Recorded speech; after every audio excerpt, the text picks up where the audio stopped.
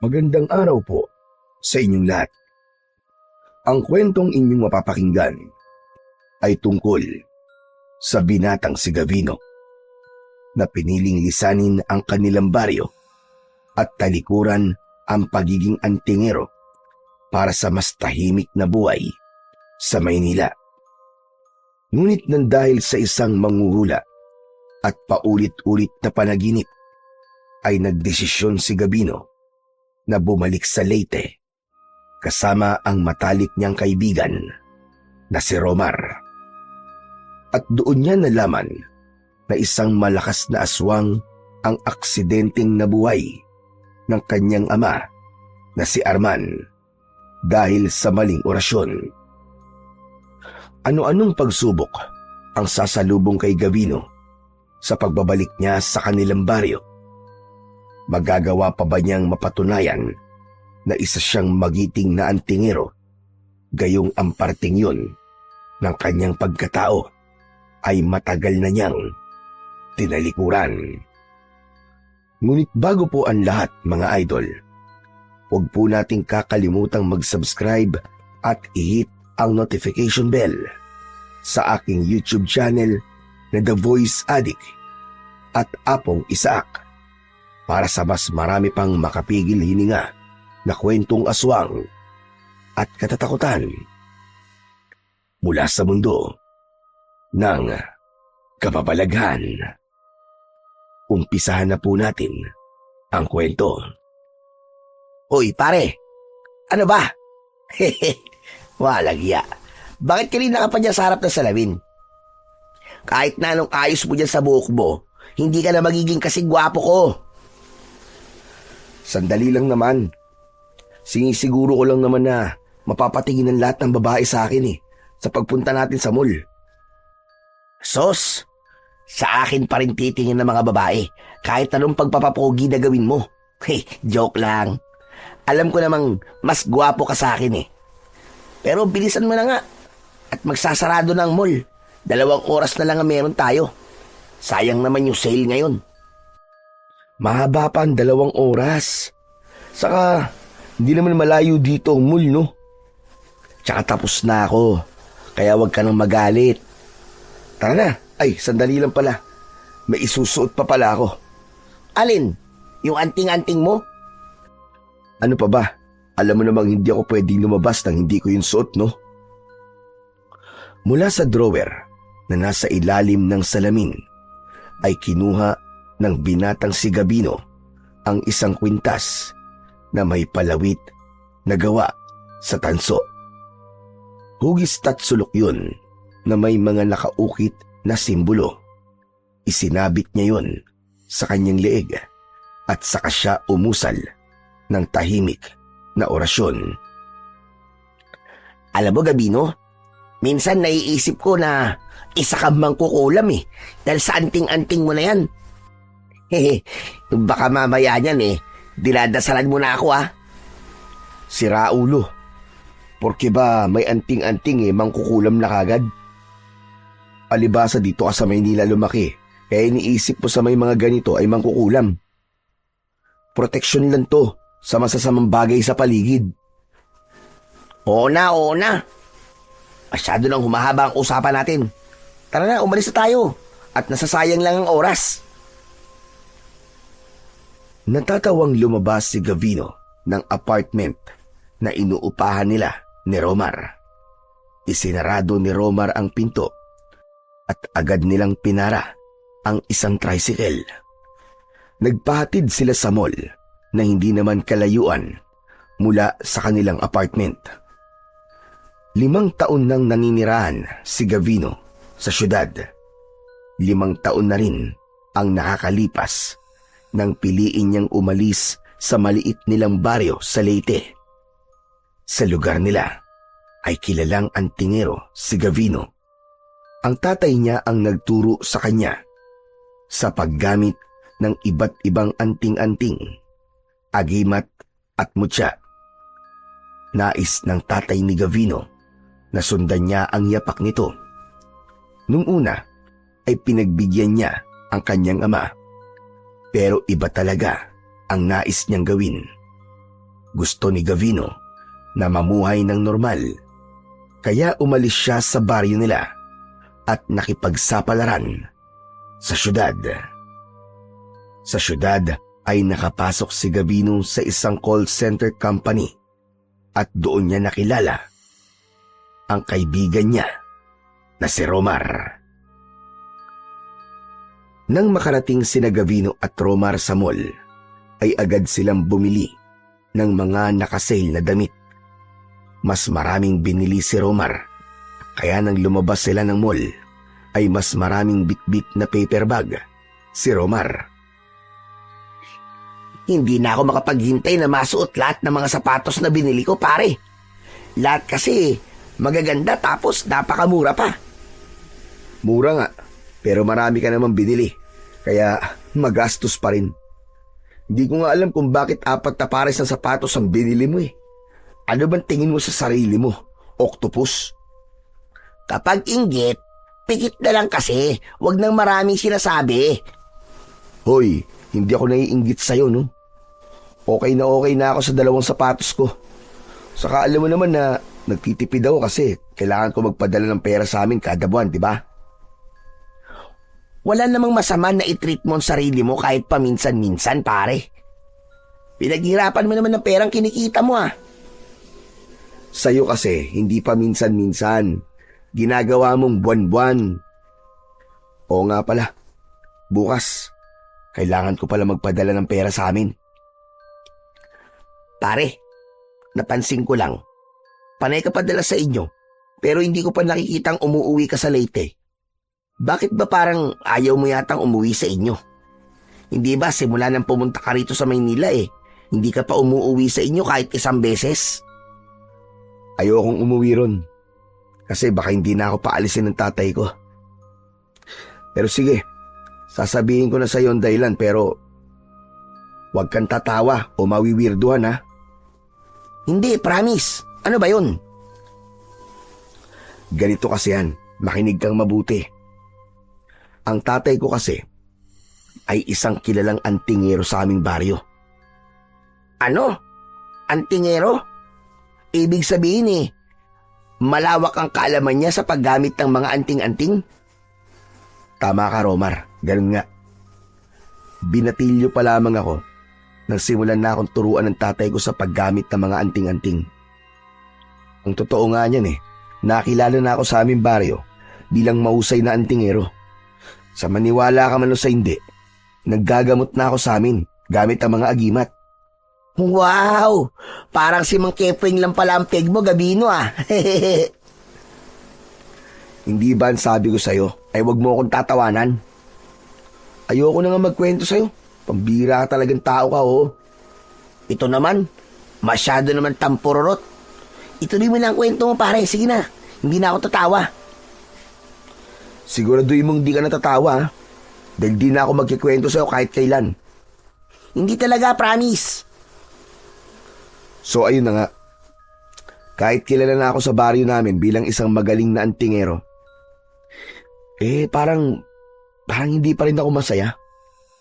Parang may hinahanap pa rin ako Hanggang sa dumating sa punto na kasi araw-araw may mga taong lumalapit sa akin para humingi ng tulong sa iba't ibang bagay. Gaya ng ano? Lumalapit sila kapag meron silang kakaibang sakit. O hindi kaya may gumagambala sa kanilang lamang lupa at espiritu. May isang beses pa nga na gusto nilang makipaglaban ako sa mga aswang.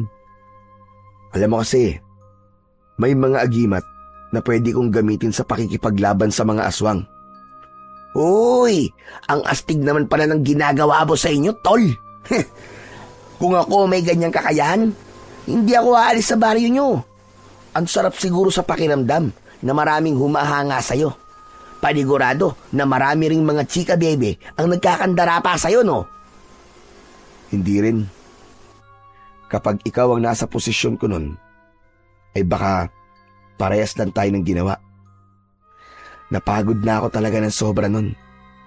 Kaya naman, nagdesisyon na akong umalis at magpakalayo-layo. Kaya nagpunta ako rito sa Maynila. Buti at hindi nagalit sa'yo ang tatay mo. Ang nangyari pala, matapos niyang ituro sa'yo ang lahat ng nalalaman niya, ay hindi mo rin naman pala gagamitin. Anong hindi nagalit? Halos isinumpa nga ako ng tatay ko nang sabihin kong ayoko na maging antingero eh. Ang sabi niya, hindi ko daw maaaring putulin ang pagiging antingero sa aming pamilya. Pero sinunod ko pa rin ang gusto ko, pare. Mas pinili ko ang buhay dito sa Maynila. Dito kasi, mas tahimik ang buhay kesa dun sa baryo namin. Sa bagay, parang nakaka-pressure nga kung lahat ng mga tao ay nakaasa sa'yo. Parang hindi ka siguro pwedeng magkamali kapag ganun, no? Habang naglalakad sina Gavino papunta sa sakayan ng jeep, ay biglang naalala ni Gavino ang tatay niya na si Arman. Nung bata pa siya, ay nasaksihan niya kung paano ito purihin ng mga tao dahil sa husay nito sa pagiging isang antingero. Nang panahon na yun, ay hinahangaan niya ng gusto si Arman, kaya pinangarap niyang maging kagaya nito. Ngunit nang lumaki na siya at nasa posisyon na siya ng kanyang ama, ay doon niya napagtanto kung gaano kahirap ang ginagawa nito. Malapit na sina Gavino sa sakayan ng jeep ng isang matandang babae ang nakita nila na nasa gilid ng kalsada.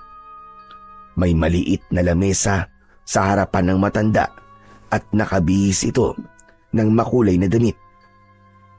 Lalagpasan sana ni Gavino ang matanda nang bigla yung magsalita. Baka gusto niyong magpahula sa akin, mga utay. Magaling po ba kayo manghula, Lola? Bakit hindi niyo subukan? Sige nga, hulaan mo nga kung magpapahula ako sa inyo. Hindi ka magpapahula sa akin dahil wala ka ng pambayad. Ibinili mo na ng mga walang kwentang bagay ang perang meron ka. Kaya magpapalibre ka ng pamasahe pauwi sa binatang kasama mo. Aba? Teka, ang galing niyo naman. Paano niyo nalaman yun? Gavino, ikaw muna ang bahala sa pamasahe ko pauwi ha. Kahit bariya kasi wala na ako rito eh. Anak ng... Tara na pare. Paano hindi niya masasabing wala ka ng pera? Nakita niya ang mga dala mo. Alam niyang marami kang binili. Kaya wala ka na talagang pera, no? Sandali lang pare. Magpapahula lang ako. Manang, magkano po ba ang pahula sa inyo? 100 peso labang. Kada tanong.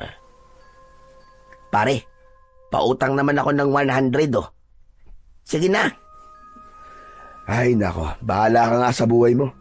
Sige na, magpahula ka na at ako nang bahalang magbayad. Salamat pare ah. Napakabait po talagang kaibigan. Manang, hulaan mo nga kung kailan ako magkakaroon ng nobya. Akin na ang palad mo.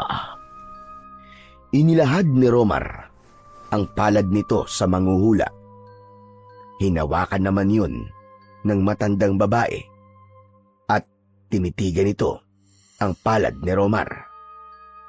Napailing na lamang si Gavino at alam niya na nagsasayang lang siya ng oras at pera sa manghuhulang yun. Hindi dahil sa wala siyang paniniwala sa mga manghuhula.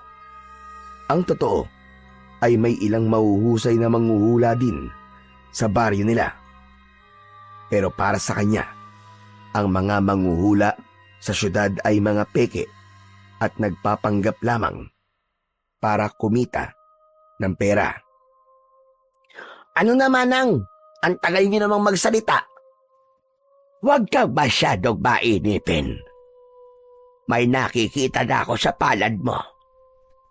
Magkakaroon ka ng nobya kung pupunta ka sa ibang lugar. Isang malayong lugar na malayo sa lugar na kinasanayan mo. Ha? Hindi ba pwedeng dito ako sa Maynila makakahanap ng nobya? Abay, bakit mas parunok ka pa sa akin? Yun ang nakikita ko sa palad mo. Kaya ko mananatili ka sa lugar kung saan ka naninirahan, ay walang pag-asa na magkaroon ka ng nobya. Nasa ibang lugar ang babaeng nakalaan para sa iyo. Ang pangit naman ang hula niyo sa akin, Manang. Wala kang magagawa dahil yon ang nakita ko sa iyong palad. Sige na pare, bayaran mo na nga to si Manang. Inilabas ni Gavino ang kanyang wallet. Humugot siya roon ng 100 piso. Nang iabot niya yun sa manghuhula, ay agad nito yung kinuha. Pero naglapat ang kanilang mga kamay. Tila napapasong binawi ng manghuhula ang kamay nito. At hindi makapaniwalang tinignan si Gavino. Bakit po? May problema po ba, Manang? May nakita ko sa iyo na magyayari sa iyong hinaharap. Manang, wag niyo na pong sabihin kung ano man nakita niyo. At baka pagbayarin niyo pa po ako eh. Hindi mo na kailangan magbayad. Ang mga ganitong pagkakataon para sa akin ay bibihira.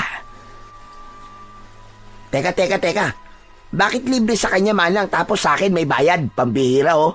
Ano to, favoritism? Manahimik ka. Hindi ikaw makinakausap ko. Masyado ka madaldal. Ang sungit nyo naman. Wala magpapahula sa inyo kung ganyan ang ugali nyo. Manang, okay na po. Hindi niyo na po kailangan sabihin sa akin ang nakita niyo. Kailangan mong magbalik sa lugar kung saan ka nagmula. Isang hindi magandang balita ang sasalubong sa iyo. Isang bagay ang kailangan mong gawin sa lugar na yon. Dapat mong itama ang pagkakamali ng isang taong malapit sa iyo. Salamat po, Manang. Romar, tara na. At baka hindi na natin maabutan ang last trip ng jeep. Maniwala ka sa akin sinasabi. Kailangan mo bumalik sa lugar na yon bago pa mahuli ang lahat. Maniwala ka! Hindi na sumagot si Gavino sa sinabi ng matandang manghuhula. Naglakad na sila ng kaibigan niyang si Romar papunta sa sakayan ng jeep. Sakto na pagdating nila roon ay 2 na lamang ang kulang na pasahero sa nag-iisang jeep na naroon. Kaya nang sumakay sila, ay agad yung umandar paalis. Hindi binigyan ng pansin ni Gavino ang mga sinabi ng manghuhula sa kanya. Para kasi sa kanya ay hindi yun tumutugma sa kung anong nangyayari sa buhay niya. Halos hating gabi na nang makabalik sina Gavino at Romar sa kanilang apartment na inuupahan. Naupo si Gavino sa sofa at binuksan niya ang telebisyon. Maya-maya pa ay tumabi si Romar sa kanya. Pare, sa tingin mo ba totoo yung hula sa akin na kailangan ko magpunta sa ibang lugar para magkaroon ako ng nobya? Aba, malay ko. Pwedeng totoo, pwede rin hindi. Kaya nga hula, di ba? Hindi siya sigurado kasi hula lang. Ewan ko. Parang legit naman si Manang eh. Yung hula niya sa'yo, pare. Parang tugma sa'yo, di ba? Ang sabi niya, kailangan mong bumalik sa lugar kung saan ka nagmula. Hindi ba matagal ka lang hindi nakakauwi sa Leyte? Hindi kaya, pare, kailangan mo nang umuwi muna ron? Sus, malamang kaya niya yung nasabi ay dahil sa mukha akong probinsyano. Kaya sinabi niyang kailangan kong bumalik sa aking pinanggalingan ay alam niyang dayo ako rito sa Maynila.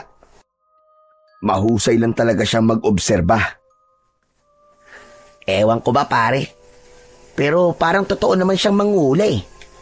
Malay mo, totoo yung hula niya sa akin na kailangan ko magpunta sa ibang lugar para magkaroon ako ng girlfriend, di ba? Pero saan naman kaya ako pupunta? Pare, mag-suggest ka nga sa akin kung saan maraming magagandang babae. Bahala ka sa buhay mo kung maniniwala ka sa manghuhulang yun.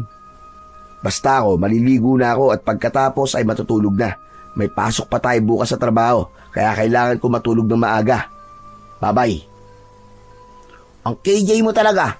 Kaya hindi ka nagkaka-girlfriend eh. Ba't ikaw, meron na ba? Eh di ba wala rin naman? Aray ko. Talagang walang preno yung bibig mo, pare. Natatawang pumasok si Gavino sa banyo. Agad siyang naligo at pagkatapos ay nahiga na siya sa double deck bed na nasa iisang silid sa apartment na yon. Sa itaas siya nakapwesto. Para sa kanya ay hindi dapat nila pagtuunan ng pansin at paniwalaan ang hula ng matandang babae sa kanila kanina. Naniniwala siya na ang kapalaran ay ang tao mismo ang gumagawa at walang ibang makakaalam ng mga mangyayari sa hinaharap kundi tanging ang Diyos lamang. Wala pang isang oras simula nang makatulog si Gavino ay dinalaw siya ng isang panaginip. Sa kanyang panaginip ay nasa harapan siya ng bahay nila sa Leyte. Nagtaka siya sapagkat maliwanag sa loob ng kanilang bahay kahit wala siyang nakikitang tao.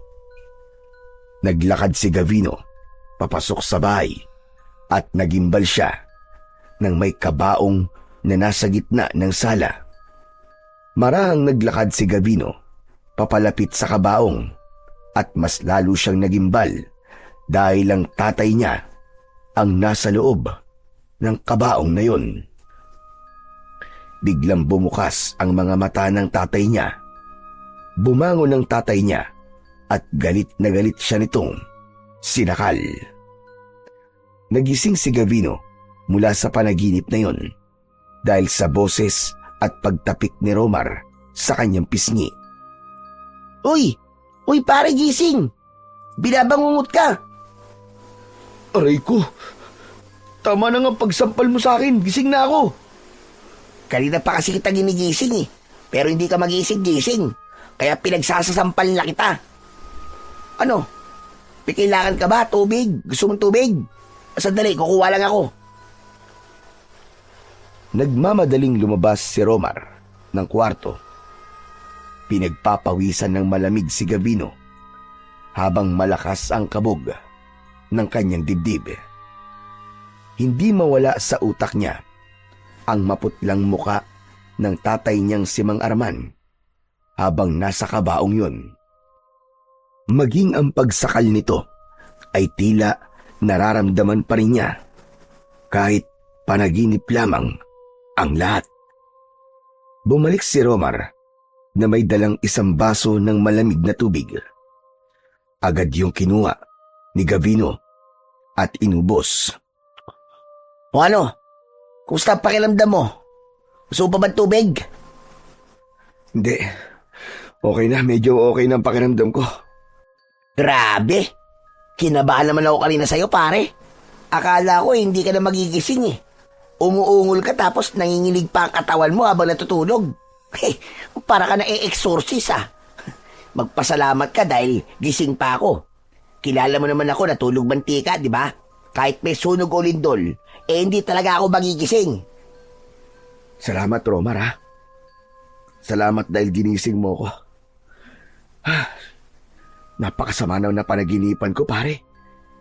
Parang hindi na nga yung panaginip eh, kundi isang bangungot na. Ano ba kasi napanaginipan mo? Nakita ko ang tatay ko, pare, nasa loob ng kabaong. Tapos, bigla siyang bumangon. Tapos sinakal niya ako. Anak nang, mukhang taba nga yung sinasabi sa'yo ng manghuhula, Gavino. Ha? Ano ba sinabi niya? Nakalimutan ko na kasi hindi ko masyadong iniintindi ang mga sinabi niya kanina sa atin eh. Ang sabi ng manghuhula ay kailangan mo raw bumalik sa pinagmulan mo at may masamang balita na sasalubong sa'yo. Tapos, dapat mo raw itama ang pagkakamali ng isang tao na malapit sa'yo. Malinaw pare na dapat kang bumalik sa Leyte. Naisip ko rin na baka yung masamang balita na sasalubong sa'yo kapag nagbalik ka na ron ay konektado sa napanaginipan mo ngayon. Ibig mo ba sabihin baka patayin ang tatay ko? Hindi naman siguro, pare. Hindi literal ang panaginip, pare. Siguro ay may masama lang na nangyari sa kanya. Pero hindi ibig sabihin na patay na siya. Biglang natahimik si Gavino sa mga narinig niya mula sa kaibigan niyang si Romar. May kung anong kilabot ang dumaloy sa kanya nang mapagkonekta niya ang kanyang panaginip at ang sinabi ng manghuhula. Bago siya bumalik sa pagtulog, ay nagdasal muna siya na sana ay walang masamang mangyari sa kanyang ama. Kahit galit ito sa kanya dahil sa pag-alis niya sa baryo nila, ay hindi niya maitatanggi na mahal niya ito. Simula noon ay paulit-ulit na napapanaginipan ni Gavino na patay na ang kanyang ama. Nang dahil sa pangyayaring yun, ay hindi na siya mapalagay at sa mga sumunod na araw ay lalo lang siyang nabahala. Hindi niya magawang makapagtrabaho ng maayos dahil palaging laman ng isip niya kung ano na ang nangyayari sa kanyang ama na nasa Leyte. Dahil sa hindi mapawi ang kanyang pag-aalala, nagpasya siyang mag-file na ng leave sa kumpanyang pinagtatrabahuan niya. Agad namang pinayagan si Gavino ng 3 linggong bakasyon. Kahit paano ay nakahinga siya ng maluwag at sa isip niya ay yun na ang tamang panahon para umuwi siya sa Leyte at malaman ang totoong kalagayan ng kanyang ama. Sabay na lumabas sina Gavino at Romar sa gusali kung saan sila nagtatrabaho. Sumakay sila ng jeep at pagkababa ay dumaan muna sila sa karinderya upang bumili ng ulam at kanin na siyang kakainin nila para sa hapunan. Pagdating ng dalawa sa apartment ay naghain na si Gavino habang si Romar ay nagpalit ng damit. Maya-maya pa ay magkasama ng pinagsasaluhan ng magkaibigan ang mga pagkain na binili nila sa karinderya. Alam mo ba, Romar, napapanaginipan ko pa rin ang tatay ko. Tapos, palagi siyang patay sa panaginip ko. Pahiwatig kasi yan, pare.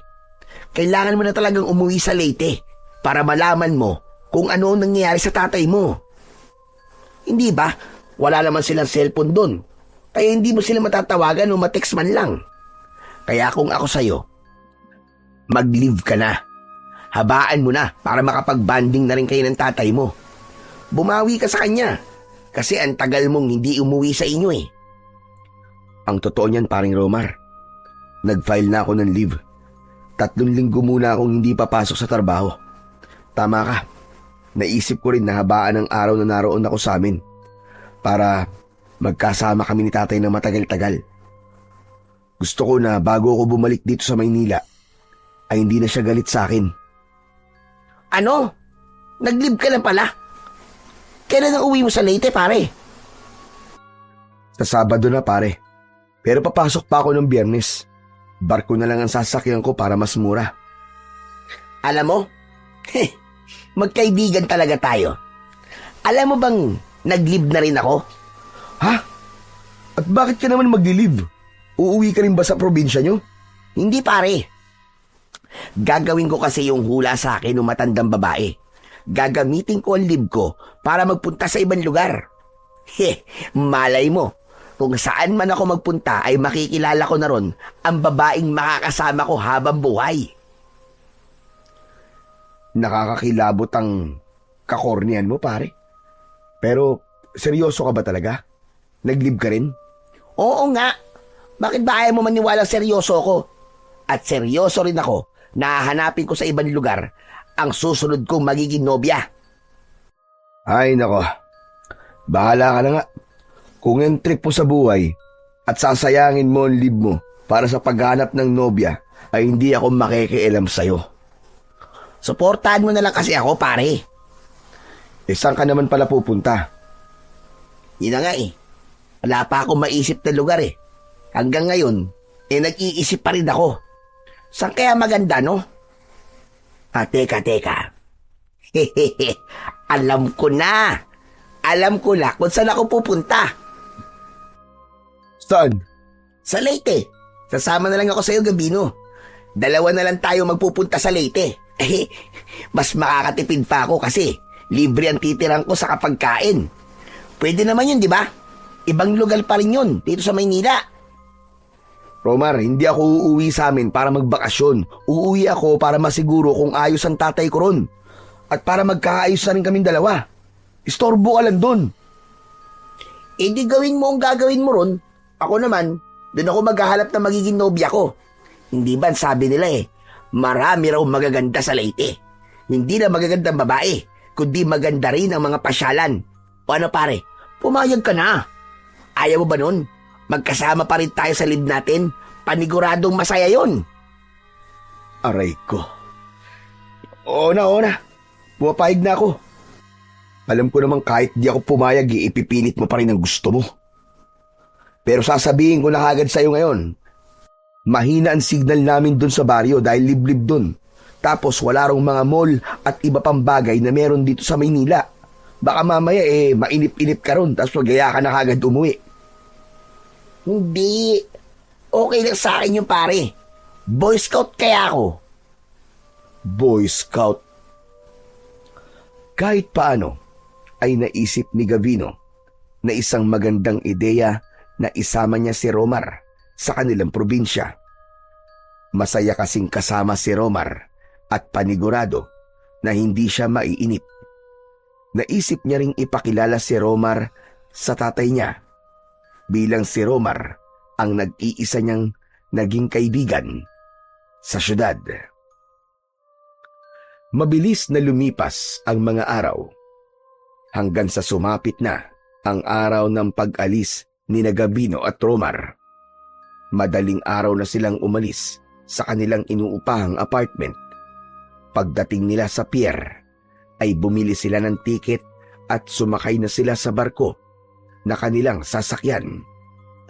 Nang umandar na ang barko, ay nagpasya si Gavino na umakyat sa itaas ng barko upang magpahangin at mag-isip. Nang marating niya ang deck, ay sinalubong siya ng malamig na hangin mula sa dagat. Tahimik siyang nakatingin sa malawak na karagatan. Pumasok sa isip niya ang posibilidad na hindi siya tatanggapin ng kanyang ama kapag nagkita silang muli. Matagal na rin siyang nawalay dito at hindi niya alam kung kaya pa nilang ayusin ang nasira nilang relasyon. Sa kabila ng lahat, alam niyang kailangan niyang umuwi, anuman ang kahinatnan ng kanilang pagkikita. Nagulat si Gavino nang may tumapik sa kanyang balikat. Paglingon niya ay nakita niya si Romar na tumatawa. Hehehe, ang sarap mo talagang gulatin kasi magugulatin ka. Ano bang ginagawa mo rito? Umalis ka nga muna rito. Gusto ko mapag-isa eh. Wow! Nagsisenti ang kaibigan ko. Sa ako magpaalis ka naman sa akin dito eh. Parang ikaw may-ari nitong barko. Huh. O ano? Ano ba ginagawa mo rito? Kanina pa kaya kita hinahanap. Iniisip ko lang kasi kung anong mangyayari kapag nakita ako ni tatay. Siyempre magiging masaya yun. Ang tagal nyo nang di nagkikita kaya paniguradong miss na miss ka na ng tatay mo. Duda ako sa sinabi mo na yan, pare. Hindi mo masasabi yan kung nakita mo lang kung gaano kagalit ang tatay ko nung nagpaalam ako sa kanya na magtutungo ako sa Maynila. Kulang na nga lang itakwil niya ako nun eh. Sinabi niya na sa pag-alis ko sa aming lugar ay para ko na rin tinalikuran ang pagiging anak ko sa kanya.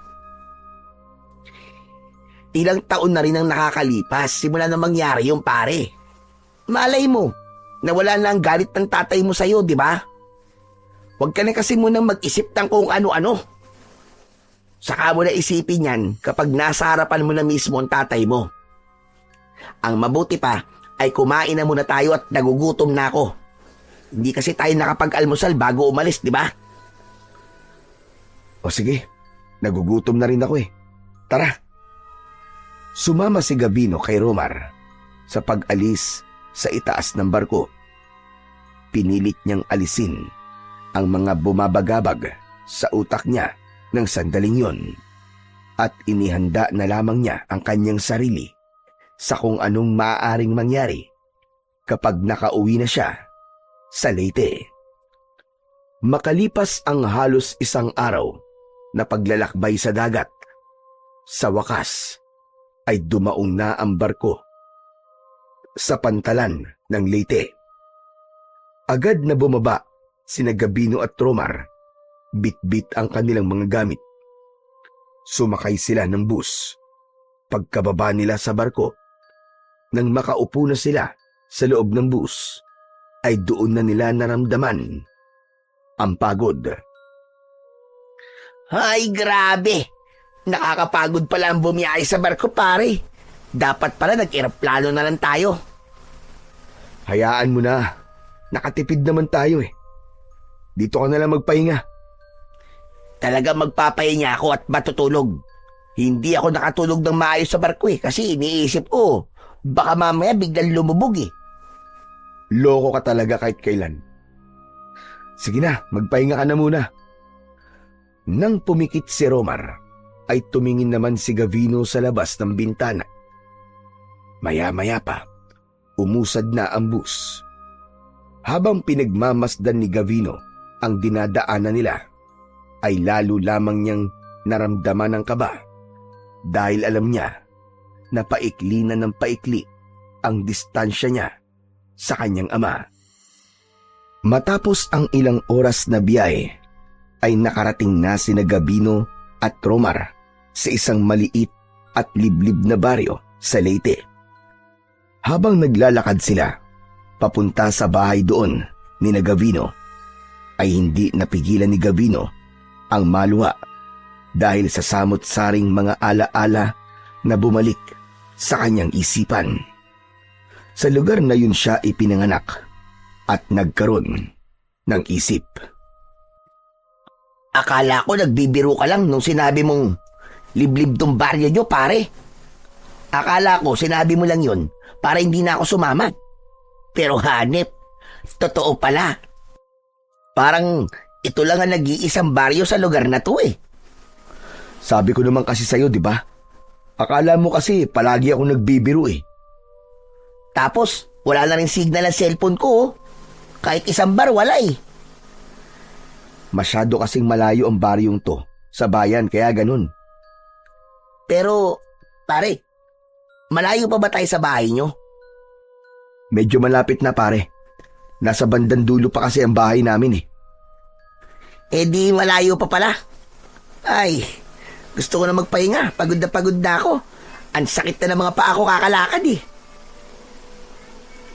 Sa gitna ng paglalakad ni Gavino ay isang matandang lalaki ang kanilang nakasalubong. Kilala ni Gavino ang naturang matanda. Yun ay si Mang Sandro, na kilalang manggagamot sa kanilang lugar. Bumakas ang gulat sa muka ni Mang Sandro pagkakita kay Gavino na parabang nakasalubong ito ng multo sa gitna ng katirikan ng araw. Mang Sandro! Mang Sandro! Kumusta na po? Ang tagal na po ng huli nating pagkikita. Gavino! Gavino, ikaw ba yan, iyo? Opo, ako nga po ito, Mang Sandro. Bakit parang gulat na gulat po kayo? Ang akala niyo po ba hindi na po ako babalik dito? Yun ang akala ko. Nasabi kasi sa akin ni Arman na mas pinili mo ang syudad kaysa sa ating baryo. Ibig sabihin ba mananatili ka na rito? Hindi po, Mang Sandro. 3 linggo lang po siguro ako rito. Ay, Mang Sandro, si Romar nga po pala, kaibigan ko. Romar, siya si Mang Sandro. Siya ang pinakamagaling na manggagamot dito sa amin. Kahit anong sakit, ulam o barang, kayang-kaya niyang gamutin yun. Talaga? Marunong po ba kayong manggayuma, Mang Sandro?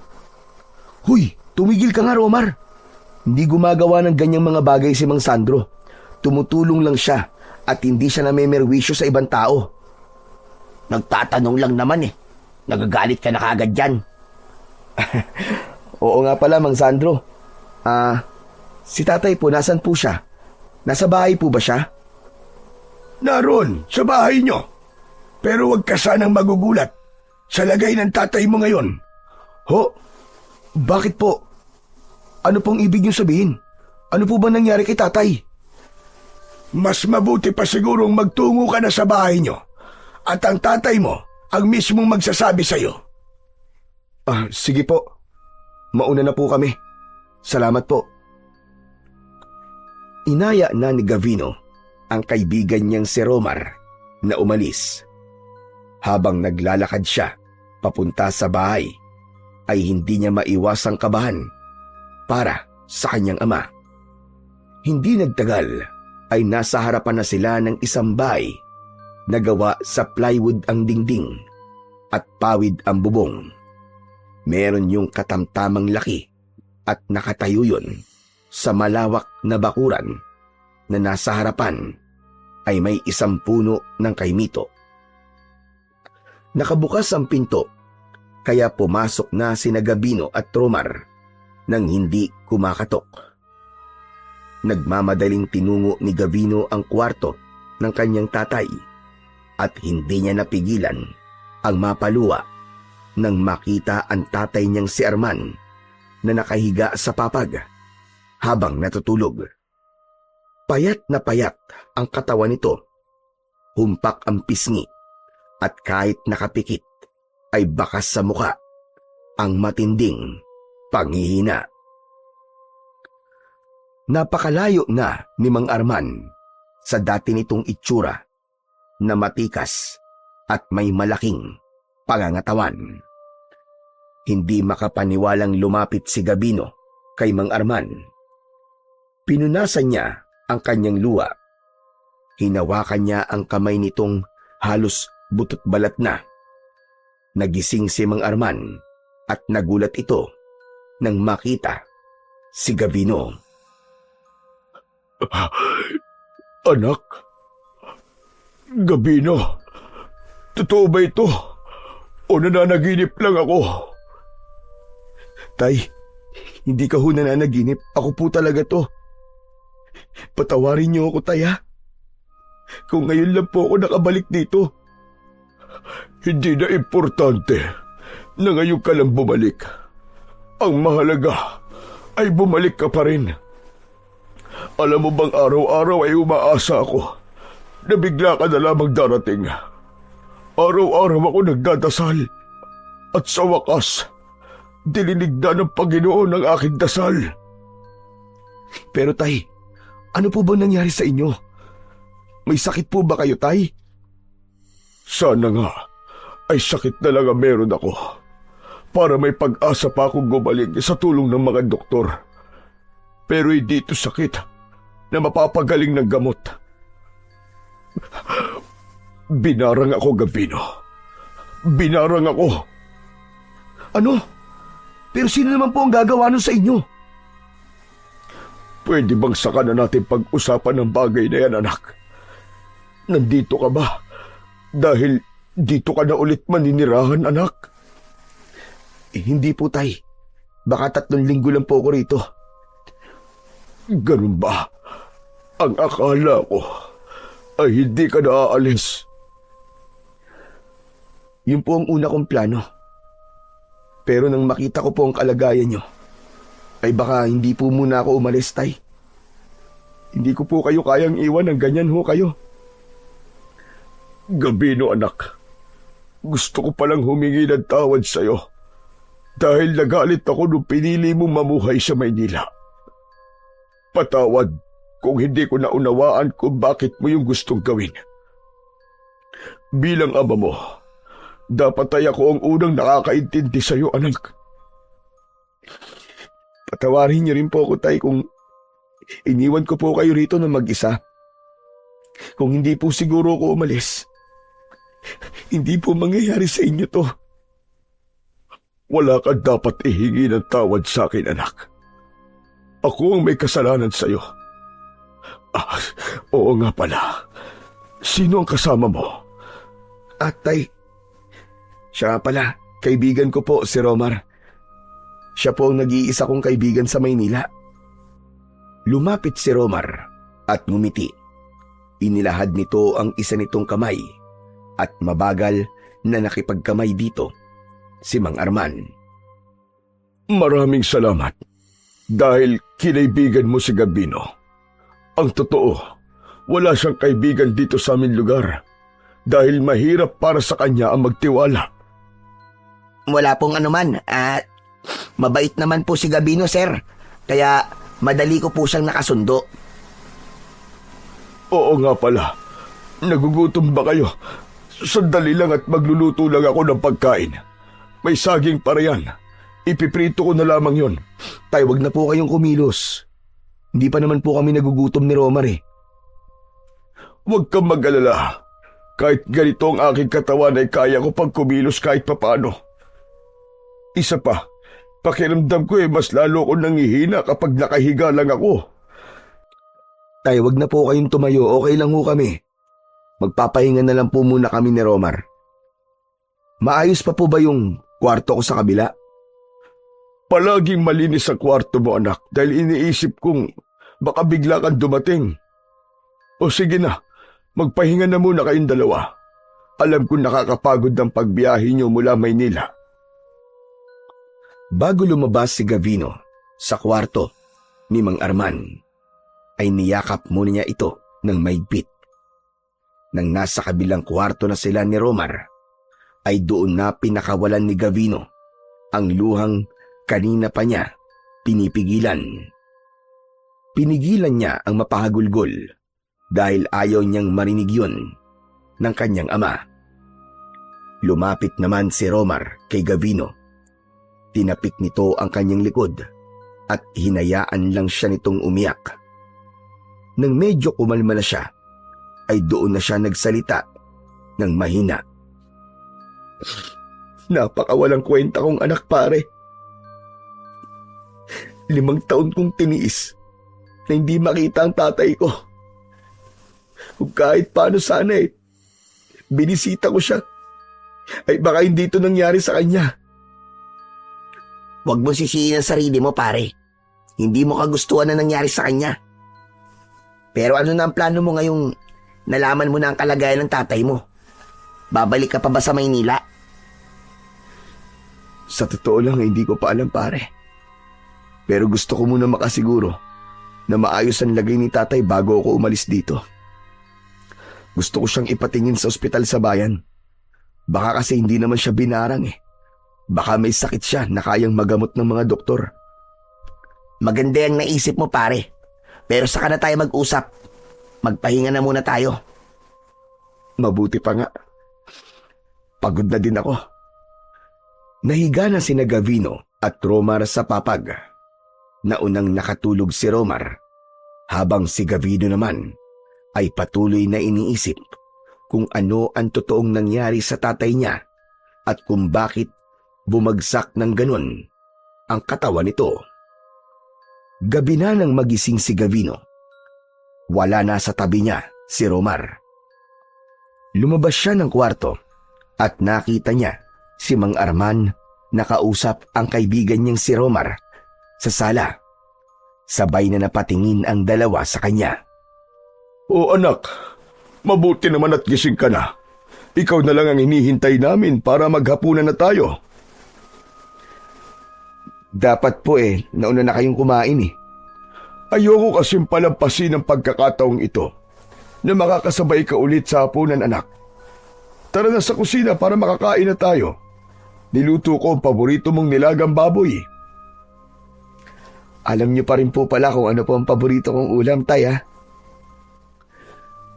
Magkakasabay na nagtungo ang tatlo sa kusina. Maya-maya pa ay magkakasabay na silang kumain.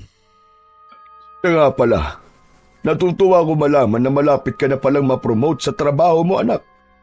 Mukhang napaganda ang buhay mo sa Maynila. Paano niyo po nalaman yun, tay? Ako nagkwento sa kanya, pare. Romar ha, baka kung ano-ano nang sinabi mo kay tatay tungkol sa akin. Huwag kang mag-alala. Wala akong sinabi na ikasisira mo. Kilala mo ko, pare.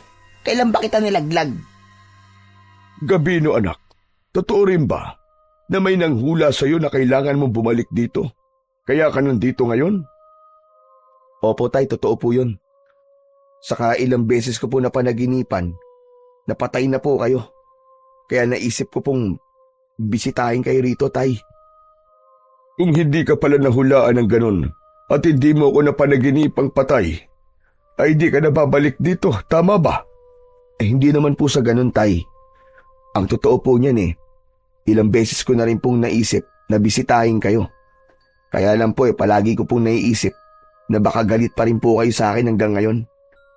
Ayoko po kasing uuwi rito tapos mag-aaway lang po tayo. Ganun ba? Naiintindihan naman kita, anak. Pero totoo na naiintindihan ko na kung bakit mo ginustong umalis dito sa atin, anak. Masyado ka nang napagod sa mga nais na mga tao na gawin mo. Ginusto kong maging kagaya kita. Pero hindi ko naisip na meron ka't sariling pagpapasya para sa sarili mo. Suot mo pa rin pala ang anting-anting na ibinigay ko sa'yo nung ika-21 mong kaarawan. Akala ko tinapon mo na yan. Hindi ko po to kayang itapon, tay. Kapag suot ko po kasi to, hindi ko lang nararamdamang protektado ko mula sa masasamang bagay sa paligid. Kundi pakiramdam ko po, ay kasama ko rin po kayo. Natuwa naman ako sa sinabi mo. Pero alam mo bang, hindi lang proteksyon sa masasamang bagay ang kaya ng anting-anting na yan, anak. Ibinigay ko yan sa'yo dahil nararamdaman ko na magagamit mo yan pagdating ng tamang panahon para sa pakikipaglaban sa mga aswang. Aswang? At bakit naman po ako makikipaglaban sa mga aswang? Hindi ko rin alam. Hindi kasi natin alam kung ano ang mangyayari sa hinaharap. Gusto ko lang ay handa ka kapag dumating ang panahong yon. Ang anting-anting na yan ay kaya kang bigyan ng kakaibang lakas at husay sa pakikipaglaban sa mga aswang. Naputol ang pag-uusap nila nang may marinig silang pagkatok sa pinto. Si Gavino ang tumayo para buksan yon at nakita niya si Mang Sandro sa labas. May dala yung isang bayong. Oh, magandang gabi po, Mang Sandro. Ano pong sadya nyo? Ang tatay mo ang sadya ko, Gabino. Nasa loob po siya. Pasok po kayo. Tay, nandito po si Mang Sandro. Pumasok si Mang Sandro at dumiretso na ang matanda sa kusina. Kapansin-pansin ang pagkabahala sa muka ni Mang Arman. Mang Sandro, pwede bang sa ibang araw ka na lamang bumalik? Hindi maaari, Arman. Alam mo naman na tuwing ganitong araw ay kailangan kitang orasyonan at gamutin. Sandali lang po. Tungkol po ba to sa pagbarang kay tatay? Oo, linggo-linggo ay kailangan kong bigyan ng orasyon ang tatay mo. Masyadong malakas ang barang sa kanya at kung hindi ko ito gagawin, ay baka mamatay siya. Mang Sandro naman, huwag niyo naman pong takutin ang anak ko. Bakit? Hindi yung ba sinasabi sa anak mo kung gaano kaseryoso ang nangyayari sa'yo? Teka. Ano po bang nangyayari kay tatay? Ano po ba talaga ang lagay niya? Mang Sandro, ikaw na ang bahalang magsabi ng lahat kay Gabino. Binabarang ang tatay mo, Gabino. Malakas ang aking hinala na ang hanagob na si Dungaw ang gumagawa nun kay Arman. Hanagob? Ano pong hanagob? Isang uri ng malakas na aswang ang hanagob. Sila ay bunga ng isang bangkilan at garunan. At ang hanagob na bumarang sa iyong ama ay si Dungaw, isang aswang na matagal nang pinatay ng iyong mga ninuno. Matagal na po pala siyang patay. Pero bakit nagawa pa niyang barangin si tatay? Isang malaking pagkakamali ang nagawa ng iyong ama, Gabino. Noong nakaraang taon, ay nagkaroon ng matinding tagtuyot dito sa ating lugar. Namatay ang lahat ng mga pananim at maging ang ilog dito ay natuyo. Gumawa ng orasyon ang iyong ama upang magkaroon ng ulan. Ginamit niya ang kanyang pagiging antingero. Ngunit kasabay ng pag-ulan, ay muling nabuhay si Dungaw. Ang aming hinala ay nagkaroon ng pagkakamali si Arman sa kanyang orasyon. Kaya yon nangyari. Hindi makapaniwalang napatingin si Gavino kay Mang Arman. Napayuko si Mang Arman na parabang hiyang-hiya ito. Ngunit walang paninising naramdaman si Gavino sa kanyang ama. Tanging awa ang kanyang nararamdaman dahil alam niya kung gaano ito kahusay na antingero. Ilang beses na nitong ginawa noon ang orasyon para umulan at para magkamali ito ng isang beses. Alam niya na labis ang panliliit na nararamdaman ni Mang Arman. Tay, Totoo po ba ang lahat ng sinabi ni Mang Sandro? nakakahiyaman pero totoo ang lahat ng narinig mo, anak. Alam ni Dungaw na ang mga ninuno natin ang pumatay noon sa kanya. Kaya sa akin siya gumaganti. Sa tingin ko, ay unti-unti niya akong pinapatay. Ang totoo, ay kanina ko pa gusto sabihin sa'yo na mas makakabuti kung umalis ka na lang dito. Bumalik ka na kagad sa Maynila, anak. Pero tay, hindi ko po kayo maaaring iwanan ng ganyan po ang kalagayan nyo. Gusto ko po na mapatignan po kayo sa ospital sa bayan, tay. Maniwala ka sa akin, Gabino. Walang maitutulong ang mga doktor sa nangyayari sa tatay mo. Hayaan mong ako ang gumamot sa kanya. Nangangako ko na gagawin ko ang lahat para gumaling siya. Hindi makapaniwala si Gavino sa kanyang mga nalaman. Wala siyang kaide-ideya na habang nasa Maynila pala siya ay may mabigat na itong pinagdadaanan.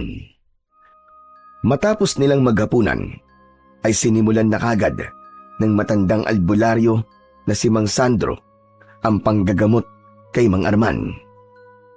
Magkaharap na nakaupo ang dalawa sa sala. Inilabas ng matandang lalaki ang mga gamit nito na nasa loob ng bayong. Isang bote ng langis ang binuksan ni Mang Sandro. Nilagyan nito ng langis ang daliri nito at pinahid nito yon sa noo, sa dibdib at sa tiyan ni Mang Arman. Kasunod doon ay may sinambit na orasyon ang matanda habang hawak nito ang isang kamay ni Mang Arman. Maya-maya pa, biglang napasigaw si Mang Arman na tila may matinding kirot na dumadaloy sa buo nitong katawan. Napaliyad pa ito. Mang Sandro, ano po nangyayari kay tatay? Huwag mo akong abalahin. Pinipilit kong alisin ang barang sa kanya. Pero, nasasaktan na po siya. Tama na po, Mang Sandro. Baka kung ano po mangyari sa kanya. Sinabi ko naman na manahimik ka muna. Biglang nawalan ng malay si Mang Arman. Napahiga ito sa upuan. Tagaktak ang pawis sa mukha nito. Nagmamadaling nilapitan ni Gabino ang kanyang ama. Kahit paano ay nakahinga siya ng maluwag nang malaman niyang may pulso pa ito. Bigo na naman ako. Hindi ko pa rin naalis ang barang. Pero wala kang dapat na ipag-alala, Gabino. Nawalan lang siya ng malay. Bukas ng umaga na siya magigising. Dalhin mo na lang muna siya sa kanyang silid. Mag-isang binuhat ni Gabino si Mang Arman. Maayos niya yung inihiga sa papag at saka siya bumalik sa sala para kausapin si Mang Sandro. Ano po bang nangyari kay tatay? Bakit ho siya nawala ng malay habang ginagamot nyo? Parte yun ng panggagamot ko sa kanya, Gabino. Kailangan niya yung pagdaanan hanggang sa tuluyan ng mawala ang barang ni Dungaw sa kanya. Hindi po ba pwedeng kausapin natin si Dungaw? Baka po mapakiusapan natin siya na alisin po ang barang kay tatay. Nagpapatawa ka ba, Gabino? Sa bagay, hindi mo nga pala kilala si Dungaw. Hindi ka pa ipinapanganak nung panahon na sumalakay siya dito sa lugar natin. Napakaraming namatay noon dahil kay Dungaw. Napakalakas niya, kaya hindi agad siya napatay ng mga ninuno nyo. Kaya ngayong muli siyang nabuhay. Nasa isang napakalaking panganib ang ating baryo ngayon. Lahat ng tao ay natatakot ngayon dahil walang nakakaalam kung kailan siya sasalakay. Kung ganun, hindi ko po kailangang iwanan ngayon si tatay dito. Kailangan niya ako rito lalo na personal pala ang galit ni Dungaw kay tatay. Baka bigla na lamang siyang umatake rito at patayin po niya si tatay. Yan ang tama mong gawin, Gabino. Mas makakabuti kung nandito ka. Bantayan mo ang tatay mo mula kay Dungaw. Kailangan mo maging handa kung sakaling dumating siya rito para tuluyang patayin ang tatay mo. Hanggat ginagamot ko kasi ang tatay mo, ay hindi siya mamamatay sa barang ni Dungaw. Kaya hindi malabong si Dungaw na mismo ang magpunta rito para gawin ang gusto niyang mangyari kay Arman. Gagawin ko po ang lahat para protektahan si Tatay Mansandro. Hindi ako papayag na magtagumpay si Dungaw sa kung ano man balak niyang gawing masama sa tatay ko. Pero kailangan mo ring maging maingat. Galit si Dungaw sa angkan nyo, kaya hindi malabong maging ikaw ay idamay niya. Sa aking palagay, ay nasabi ko na ang lahat ng dapat mong malaman. Kailangan ko nang umuwi at may mga bagay pa akong dapat gawin. Ihatid ko na po kayo, Mansandro. Hindi na kailangan. Bantayan mo na lamang ang iyong ama. Sige ho. Mag-iingat po kayo, Mansandro. Maraming salamat po. Tumayo na si Mang Sandro. Lalabas na sana ito, pero bigla itong hinabol ni Romar. Teka, sandali lang po. Itatanong ko lang po sana kung pwede niyo po akong turuan na manggayuma. Huy, Romar, ano ka ba? Hindi ba't sinabi ko naman sa'yo na hindi yan ginagawa ni Mang Sandro? Pasensya na po kayo sa kaibigan ko, Mang Sandro, ha. Makulit lang po talaga yan. Sasagutin na kita para manahimik ka na. Marunong akong gumawa ng gayuma. Ang totoo ay meron akong aklat sa paggawa niyan. Pero hindi ko yan ginagawa dahil ayokong gamitin ang aking kaalaman para diktahan ang damdamin ng isang tao. Ganun po ba? Sige po, naiintindihan ko. Matapos yun, ay tuluyan ng umalis si Mang Sandro.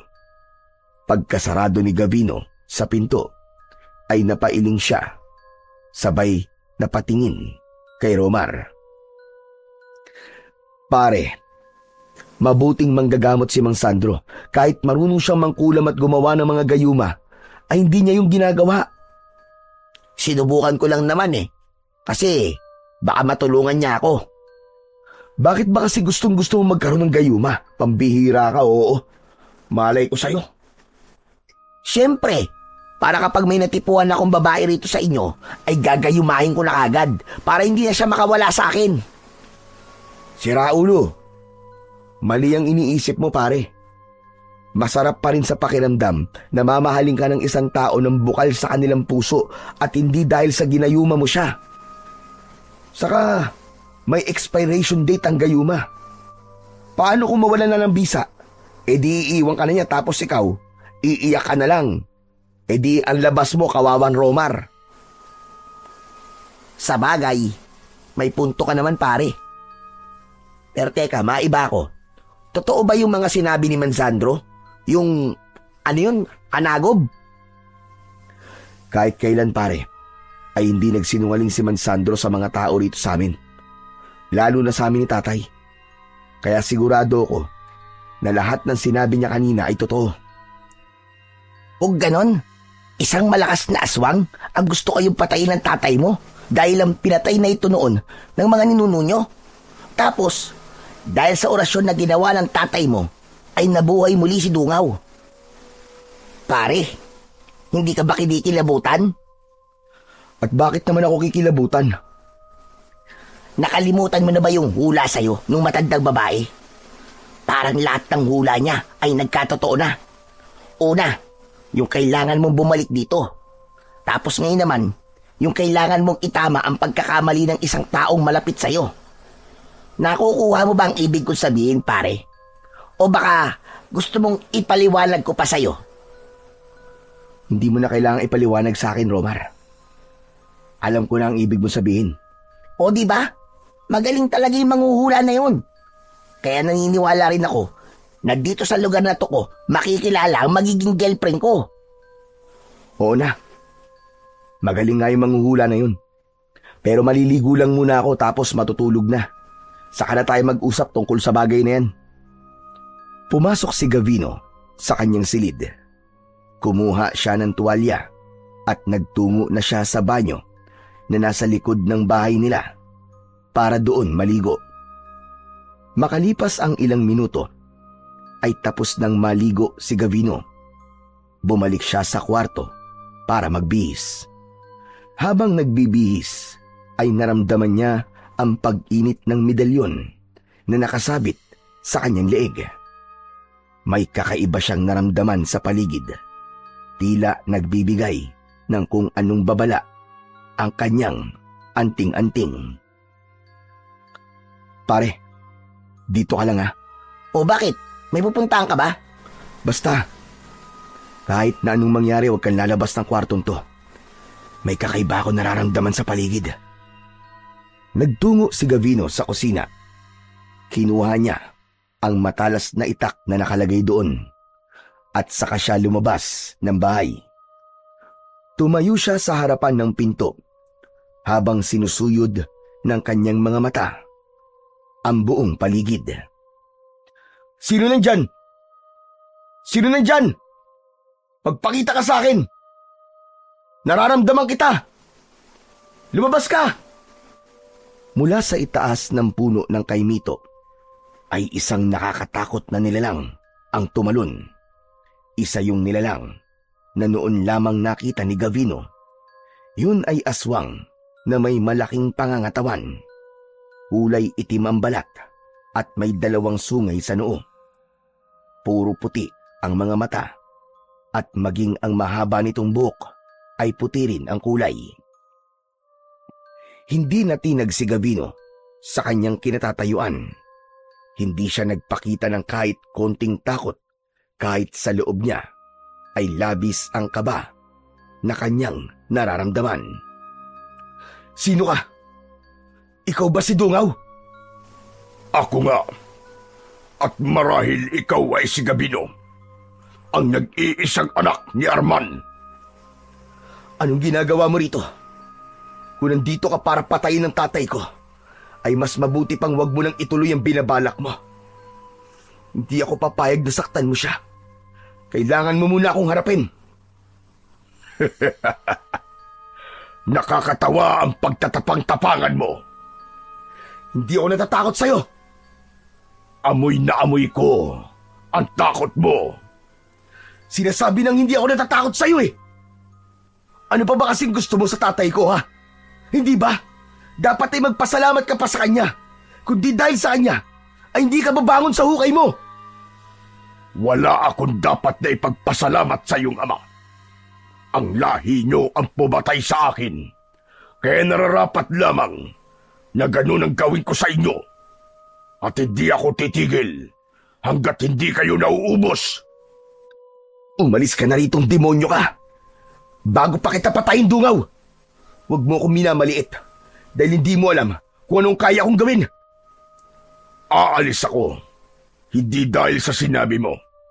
Aalis ako dahil may tamang panahon para harapin kita at patayin. Kayo ng iyong ama. Papatayin ko kayong dalawa dahil kayo na lamang ang natitira sa angkan ng mga pumatay sa akin noon. Isang malakas na halakhak ang pinakawalan ng aswang na si Dungaw at sa isang kisap mata ay nawala na yon sa paningin ni Gavino. Luminga siya sa paligid pero hindi niya na nakita pa ang aswang. Nang masiguro niyang wala na si Dungaw ay saka siya bumalik sa loob at saka isinarado ang pinto. Sinilip ni Gavino si Arman sa silid nito at nakita niyang mahimbing pa rin ang tulog ng kanyang ama. Matapos yun ay saka siya bumalik sa silid nila ng kaibigan niyang si Romar. Naabutan niya si Romar na nakasiksik sa isang sulok habang may hawak na kutsilyo. Nanginginig ito at bakas sa muka ang takot. Ano pare? Umalis na ba si Dungaw? Umalis na ba siya? Oo pare, wala na siya. Teka, ano bang ginagawa mo dyan? Sumilip kasi ako sa bintana pare. Nakita ko si Dungaw habang kausap mo siya. Sa totoo lang pare, kanina hindi pa rin ako naniniwala sa mga sinabi ni Mang Sandro Pero, nang makita ko si Dungaw ngayon, nagbago na ang isip ko pare. Totoo nga mga aswang pare. Totoo mga aswang. Kaya pala may kutsilyo kang hawak Akala mo siguro aatakihin niya tayo rito sa loob, ano? Oo pare. Pero, ang lakas ng loob mong hamunin siya kanina na para bang marunong ka makipaglaban sa aswang. Bakit pare? Kaya mo bang makipagsuntukan sa halimaw? Kahit wala akong kasanayan sa pakikipaglaban, ay haharapin ko pa rin siya. Hindi ako papayag na magtagumpay siya sa pagpatay sa amin ni tatay. Saka hindi ba, meron akong suot na anting-anting. Ang sabi ni tatay sa akin ay magagamit ko to para makipaglaban sa mga aswang. Nakakatakot naman pala dito sa lugar nyo. Paano ako nito makakahanap ng nobya kung may aswang pala sa paligid? Aray ko. Mabuti pa siguro ay bumalik ka na sa Maynila pare. Baka madamay ka pa sa galit sa amin ni Dungaw wala ka namang kinalaman dito. Kaya makukonsensya lang ako kapag may nangyaring hindi maganda sa'yo habang nandito ka. Ayoko pare. Ayokong bumalik sa Maynila nang wala akong kasamang girlfriend. Sayang naman ang punta ko rito, no? Kung aalis akong mag-isa. Anak ng teteng, oo. Talagang girlfriend pa rin ang iniisip mo kesa sa buhay mo? Aba syempre. Yan naman talagang ipinunta ko dito, di ba? Saka, kahit paano, malaki naman ang tiwala ko sa'yo, pare. Naniniwala ko na matatalo mo ang Dungaw na yun. Ikaw pa ba? Ay, nako. Bahala ka sa buhay mo kung ayaw mong umalis. Basta hindi ko maipapangako na kaya kitang protektahan mula kay Dungaw, ha? Ang priority ko ay si tatay dahil mahina siya. Hindi niya kayang ipagtanggol ang sarili niya sa kalagayan niya ngayon. Oo, huwag ka mag-alala, pare.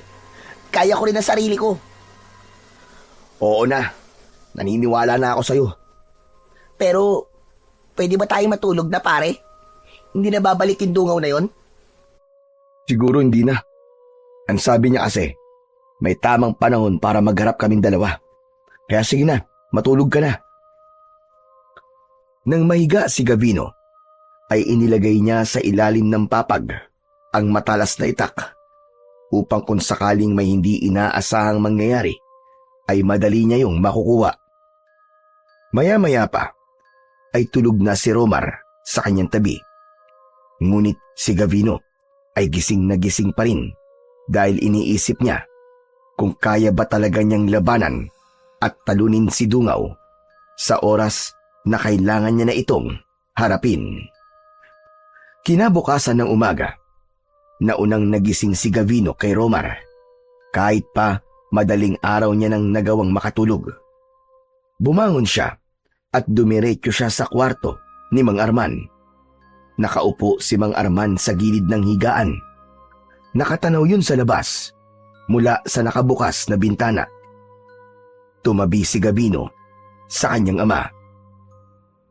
Oh, gising ka na pala anak. Sandali't maghahanda muna ako ng almusal natin. Mamaya na po, Tay.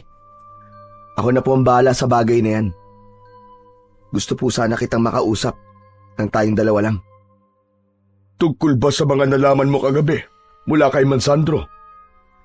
Naipaliwanag na po sa akin ni Mansandro ang lahat, Tay. Ang gusto ko pong pag-usapan natin ay si Dungaw. Tay, nasa labas po siya kagabi ng bahay natin.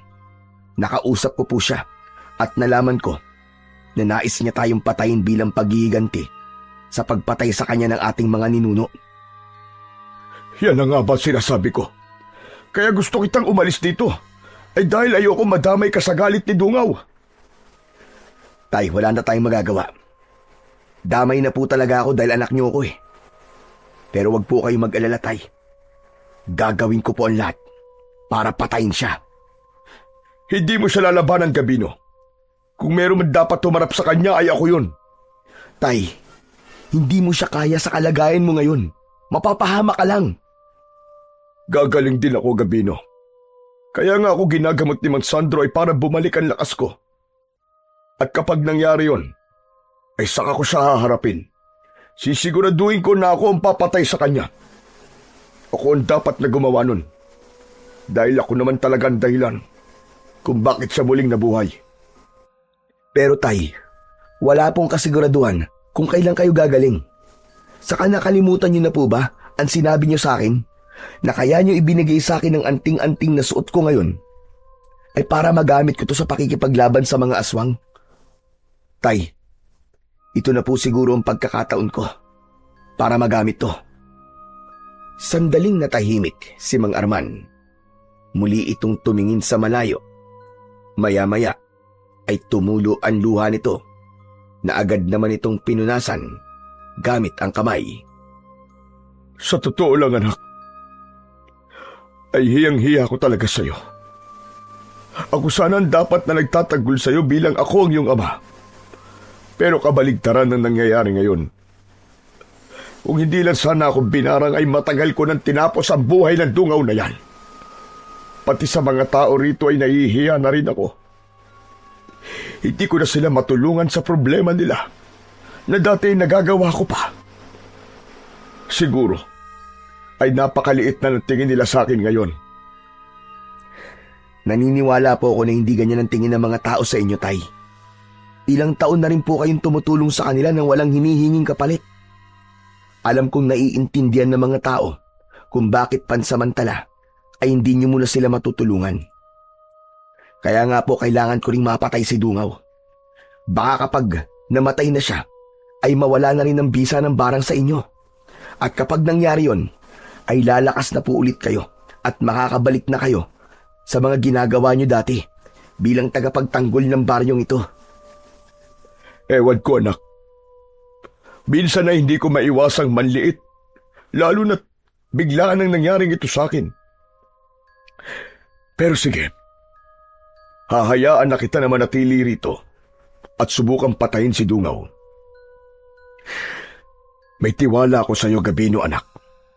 Gusto kong makita ng mga tao rito sa atin na kahit matagal kang nawala, ay kaya mo pa rin maging magiting na antingero, gaya ng ating mga ninuno. Gaya nyo po, Tay. Gaya nyo. Kasama ko po kayo sa magigiting na antingero ng ating lahi. Kahit kailan, ay hindi na yun mabubura sa isip ng mga tao sa lugar natin. Huwag nyo pong kalilimutan yon, Tay. Dahil sa sinabing yon ni Gabino, ay napangiti si Mang Arman. Naluluwang niyakap ni Mang Arman si Gabino. Gumanti naman si Gabino ng isang mahigpit ring yakap dahil nais niyang maiparamdam sa kanyang ama ang lubos niyang pagmamahal para dito.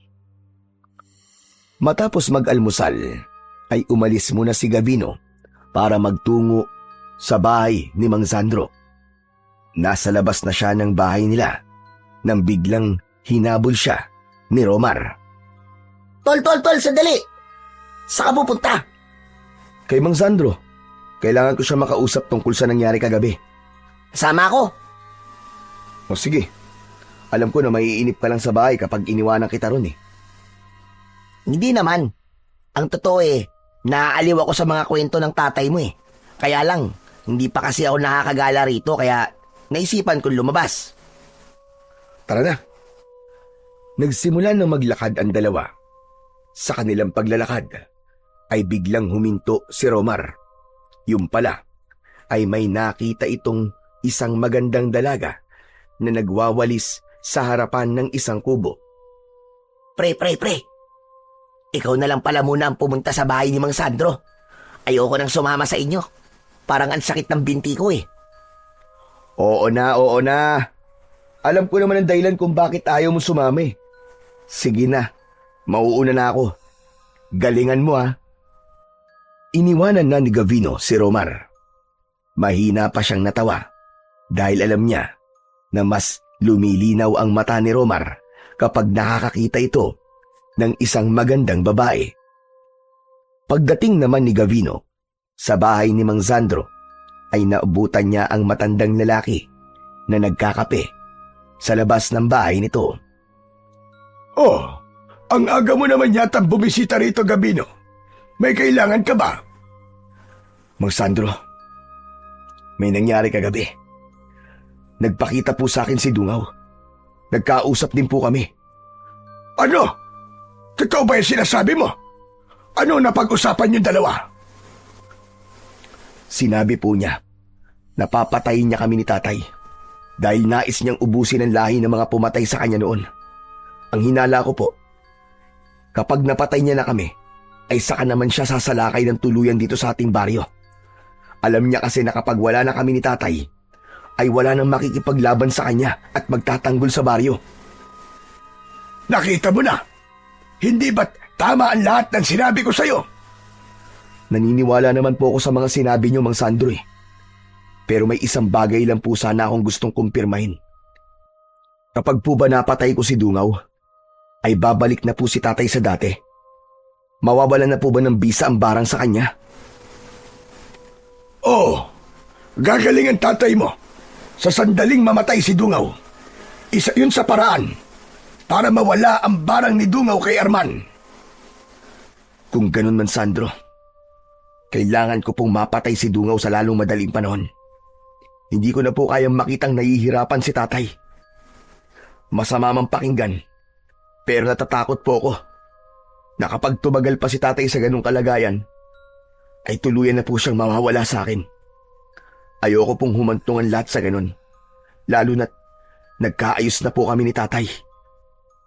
Maganda ang hangarin mo, Gabino, kaya sigurado ko na magtatagumpay ka. Pero paano mo papatahin si Dungaw? Ipapaalala ko lang sa'yo na hindi siya pangkaraniwang aswang. Isa siyang halagob.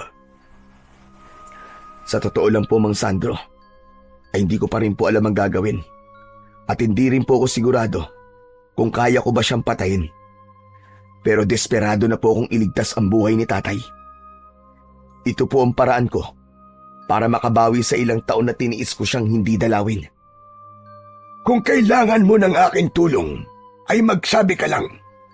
Tandaan mo, nakakampi niyo ko ni Arman sa laban niyong ito. Maraming salamat po sa inyo. Gusto ko po sanang malaman kung saan nagtatago si Dungaw. Baka alam niyo po. Base sa mga narinig ko, sa mga taong nakakita kay Dungaw, ay nakita nila itong pumasok sa isang kuweba na malapit sa isang puno ng balete doon sa may gubat. Maaaring ang kuwebang yon ang ginagawang tirahan ni Dungaw. Salamat po sa impormasyon na, Mang Sandro. Sige ho, mauuna na po ako. Mag-iingat ka, Gabino. Sana ay magtagumpay ka sa pagpatay mo kay Dungaw. Pagpalain ka nawa ng dakilang lumika. Muling nagpasalamat si Gabino kay Mang Sandro bago siya tuluyang umalis.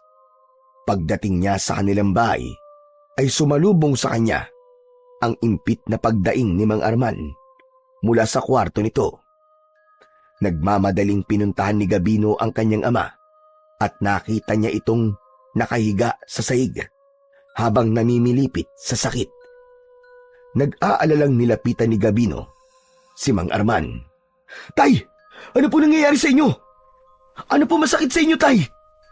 Napakasakit na tiyan ko, anak. Hindi ko na kaya. Pakiramdam ko ay mamamatay na ako. Sandali lang po. Tatawagin ko lang po si Mansandro. Ngunit hindi pa man nakakatayo si Gabino nang biglang sumuka ng itim na likido si Mang Arman. Labis silang nagimbal dahil may kasamang mga uod at iba't ibang uri ng insekto ang likidong yon na lumabas sa kanyang bibig. Matapos sumuka ay bigla na lamang nawalan ng ulirat si Mang Arman. Sandaling iniwanan ni Gabino si Mang Arman at bumalik siya sa bahay ni Mang Sandro. Sinabi niya sa matandang lalaki ang nangyari at kasama niya itong binalikan si Mang Arman. Wala pa ring malay si Mang Arman nang dumating sila. Inihiga ito ni Gabino sa kama. Inilapat ni Mang Sandro ang palad nito sa tiyan ni Mang Arman at napailing ang matandang albularyo. Bakit po kayo umiiling? Kumusta na po si tatay? Nawalan siya ng malay dahil sa labis na pananakit ng kanyang tiyan. Ngunit ito ay hindi normal na sakit ng tiyan, Gabino. Dulot ito ng pambabarang sa kanya. Kailangan kong maging tapat sa'yo. May posibilidad na tuluyan ang mamatay ang tatay mo kapag tumagal pa siya sa ganitong sitwasyon. Kung ganun po, Mang Sandro, kailangan ko nang mapatay si Dungaw. Ganun na nga. Yun lamang ang tanging paraan para matapos na ang paghihirap ni Arman. Sa tingin ko, ay mas tumitindi ang pambabarang sa kanya ni Dungaw. Kaya wala nang silbi ang panggagamot ko sa iyong ama. Maging ako ay awang-awa na sa tatay mo. Hindi niya dapat nararanasan ng ganitong klase ng pagpapahirap. Lalo na't wala naman siyang ginawang masama sa mga tao rito sa ating lugar. Nang sandaling yon ay mas lalong sumidi ang kagustuhan ng binatang si Gabino na patayin si Dungaw upang iligtas ang buhay ng kanyang ama. Bago sumapit ang dilim, ay dinasalan at inorasyonan ni Gabino ang anting-anting na ibinigay sa kanya noon ng kanyang ama na si Mang Arman.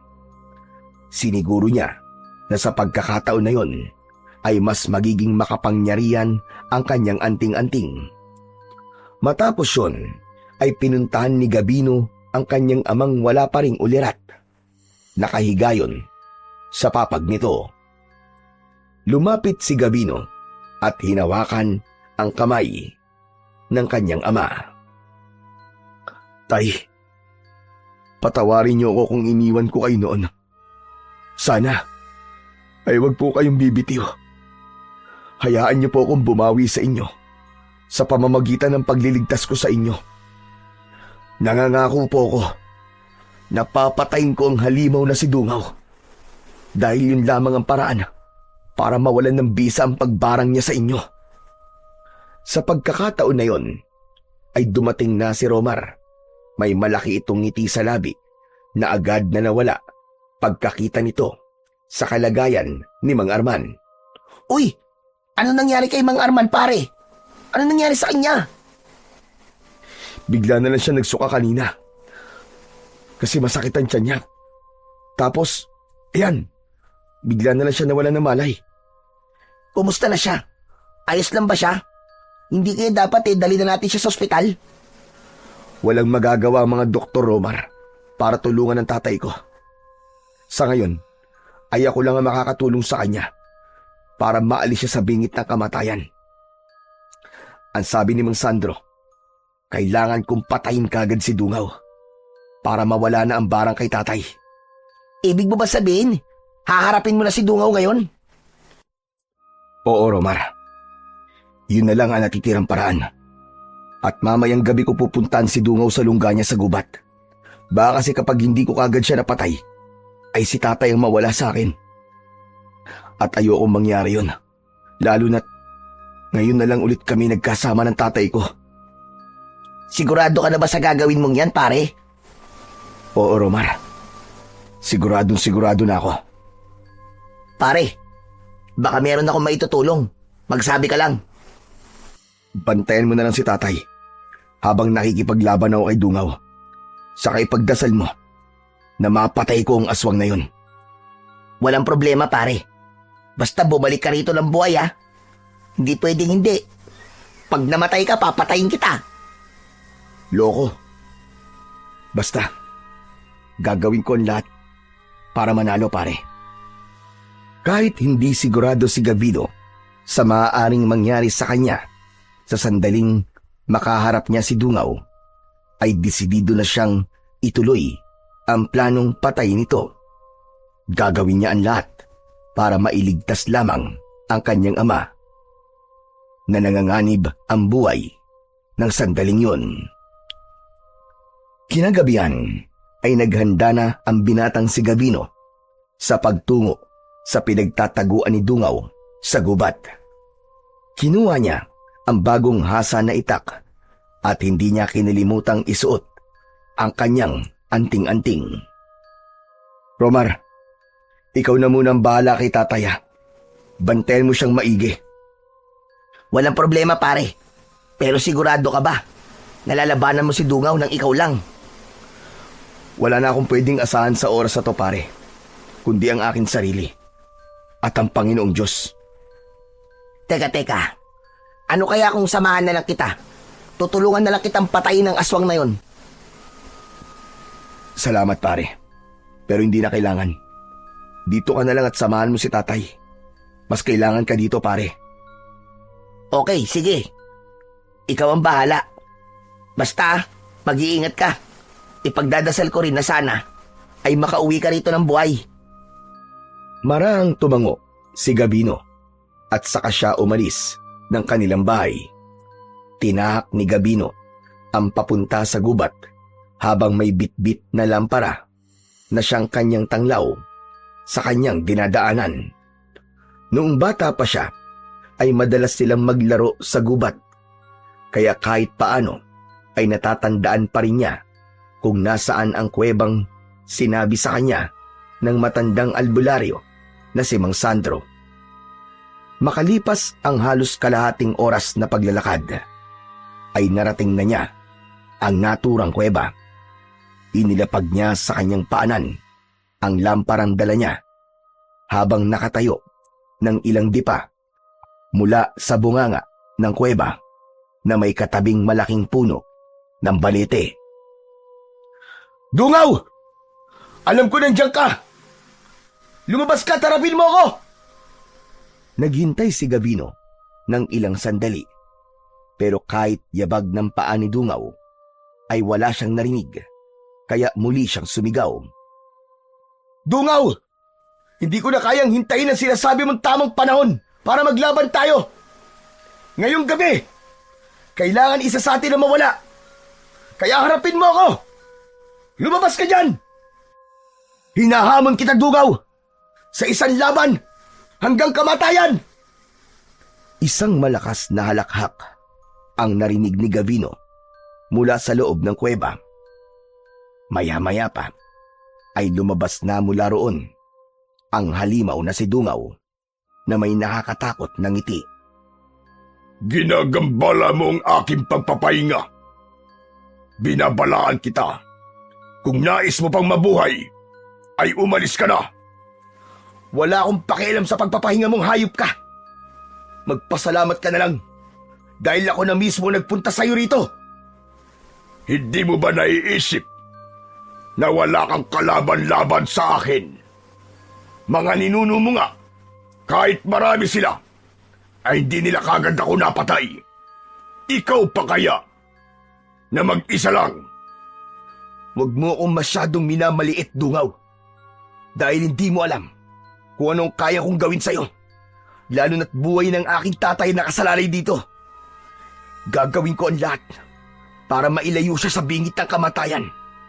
Kahit pantanging paraan para magawa ko yun, ay ang patayin ka. Tama ka. Hindi dapat kita maliitin. Lalo na't ikaw ay mula sa angkan ng magigiting na antingero. Pero itong tandaan mo, binata. Sa oras na mapatay kita, ay agad kong isusunod ang iyong ama. At alam mo ang kasunod kong gagawin pagkatapos nun. Gagawin kong aswang ang lahat ng tao sa inyong baryo upang makabuo ako ng isang imperyo ng mga aswang na sasakop sa iba pang lugar. Sa inyong baryo ko itatayo ang aking bagong kaharian. Hindi ako papayag na mangyari yan. Hindi ko hahayaan na magtagumpay ka sa masama mong binabalak, Dungaw. Mas lalo mo lamang akong binibigyan ng dahilan para patayin kang demonyo ka. Masyado nang humahaba ang ating pag-uusap. Simulan na natin ang pagdadala ko sa iyong kamatayan. Titiyakin kong pagsisisihan mo ang iyong kapusukan. Inigpitan ni Gabino ang hawak sa itak habang matiim siyang nakatingin sa halimaw na si Dungaw. Naramdaman niya ang bahagyang pag-init ng suot niyang anting-anting. Hindi man niya kasama ng pisikal ang kanyang ama, ay ramdam na ramdam niya ang presensya nito. Unang kumilos si Gabino. Mabilis ang kanyang mga akbang at walang alinlangan ang kanyang unang pag-atake. Inundayan niya ng malakas na taga si Dungaw, pero nagawa nitong salagin yun gamit ang braso nito. Nasugatan ang braso ni Dungaw, ngunit hindi nito ipinakitang nasaktan ito. Hindi naman nagpatalo ang halimaw na si Dungaw at bigla itong lumundag at sinunggaban ng malakas si Gabino. Sasalubungin sana to ni Gabino ng taga, pero mabilis na umiba ng direksyon si Dungaw. Nawala ito sa paningin ni Gabino hanggang sa naramdaman niya ang pagbaon ng mga kuko nito sa kanyang likod. Mabilis na humarap si Gabino sa kalaban at tilaga niya ito ng malakas sa balikat. Nag-iwan yun ng malalim na sugat, pero sa halip na masaktan ay malakas pang tumawa si Dungaw na animoy nanunuya. Ano bang palagay mo? Mapapatay mo ko ng iyong itak? Hindi ba nasabi sa iyo ng iyong ama na isa kong hanagob at ang isang pangkaraniwang sandata ay walang silbi para ako ay paslagin? Pwes, ipapakita ko sa'yo na kahit pangkaraniwan lang ang aking sandata, ay kaya pa rin kitang patayin. Nagpalitan sila ng matinding atake. Bawat hiwa ng itak ni Gabino ay sinalubong ng mga suntok, kalmot at kagat ni Dungaw. Ngunit habang tumatagal, nagsimulang bumagal ang mga galaw ni Gabino. Ramdam na ramdam niya ang hapdi ng kanyang mga sugat, at bago pa man siya makabawi, ay muling sumugod ang aswang at binigyan siya ng malakas na suntok sa muka. Dahil sa suntok na yon, ay tumilapon sa malayo si Gabino at napahiga siya sa lupa. Babango na sana siya nang biglang pumaibabaw si Dungaw sa kanya at mabilis nitong hinawakan ang isa niyang kamay na may hawak sa itak. Ano ka ngayon? Binigyan na kita ng babala kanina, pero hindi ka pa rin nakinig. Ano bang tingin mo? Ikaw ang itinakdang magbabalik sa akin sa aking libingan? Sa tingin mo ba ay papayag ako na mula sa inyong lahi ang muling papatay sa akin? Oo, Dungaw. Yun nga ang iniisip ko. Ako ang papatay sa iyong diablong buwang ka. Hindi ko alam kung saan ka humuhugot ng lakas ng loob para sabihin yan. Gayong kitang-kita na natin na talo ka na sa laban na ito. Hanggat humihinga ako, ay hindi ko tatanggapin ang aking pagkatalo. Kung ganun, ay papahintuin ko na ang iyong paghinga. At pagkatapos, ay isusunod ko na kagad ang iyong ama. Umiim ang bagang ni Gabino. Sa dami ng mga sugat na meron siya, ay labis na ang panghihinang nararamdaman niya. Napagtanto niya na hindi sapat ang anting-anting na meron siya para labanan ang halimaw na si Dungaw. Ngunit ganun pa man, hindi pa rin siya nawalan ng pag-asa sapagkat buhay pa siya at humihinga. Hanggang sa malaking ibinuka ni Dungaw ang bibig nito, nakita ni Gavino ang matutulis nitong mga pangil na maaaring tumapos sa kanyang buhay. Akmang sasakmalin na ni Dungaw ang leeg ni Gavino nang marinig nila ang malakas na pagsigaw ni Mang Arman sa kung saan. Gavino! Saluhin mo ang patalim! Napatingin si Gavino sa kanyang kaliwa. Nanlaki ang mga mata niya nang makita ang ama niya na si Mang Arman na inaakay ni Romar.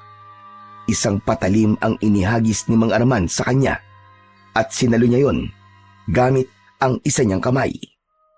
Hindi na nag-isip pa si Gavino at buong puwersa niyang itinarak ang patalim sa gilid ng leeg ni Dungaw. Pagkahugot niya nun ay paulit-ulit niya nang sinaksak sa leeg ang aswang. Sumirit ang maitim na dugo ni Dungaw sa mga sugat nito sa leeg. Tumayo ito at umatras palayo kay Gavino. Nanlalaki ang mga mata ni Dungaw na parabang hindi ito makapaniwala sa nangyari.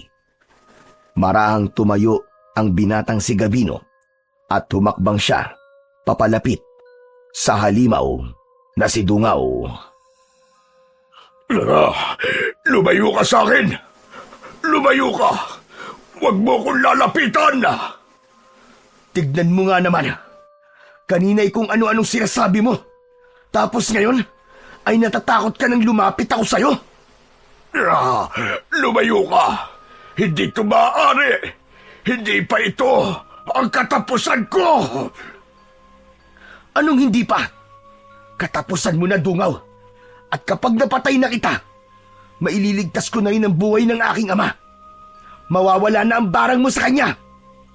Ngayon, hayop kang diablong buang ka. Bumalik ka na sa hukay na pinanggalingan mo!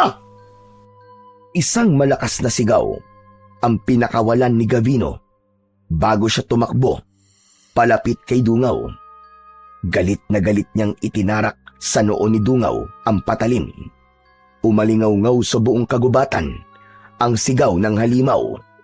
Pagkahugot ni Gavino sa patalim ay biglang nagliyab ang buong katawan ng aswang. Nasusunog itong bumagsak ng pasadsad sa lupa habang tuluyan na itong binawian ng buhay. Masayang lumapit sina Arman at Romar kay Gavino. Maigpit na niyakap ni Gavino ang kanyang ama na si Mang Arman. Tay! Romar! Maraming salamat at dumating kayo. Kung di niyo ako tinulungan, ay baka napatay na ako ni Dungaw. Alam mong hindi kita maaaring pabayaan, anak. Kaya nang malaman ko mula kay Romar kung nasad ka at makikipaglaban ka kay Dungaw, ay agad ko sinabi sa kanya na kailangan ka namin puntahan para ibigay sa iyo ang patalim na hawak mo ngayon. Kung ganon, ano po ba ang patalim na to? Yan ay isang patalim na pinanday ng isang ninuno natin na malakas na antingero. May dasal yan at sadyang ginawa yan upang patayin ang mga kagaya ni Dungaw. Ang mismong patalim na yan ang pumatay noon kay Dungaw. Kung ganon, tay, totoo nga ang sinabi ni Dungaw na hindi siya mapapatay ng isang ordinaryong sandata lamang. Kaya pala, kahit napakaraming beses ko na siyang nasugatan, ay hindi pa rin siya namamatay. Walang talab sa kanyang sandata ko.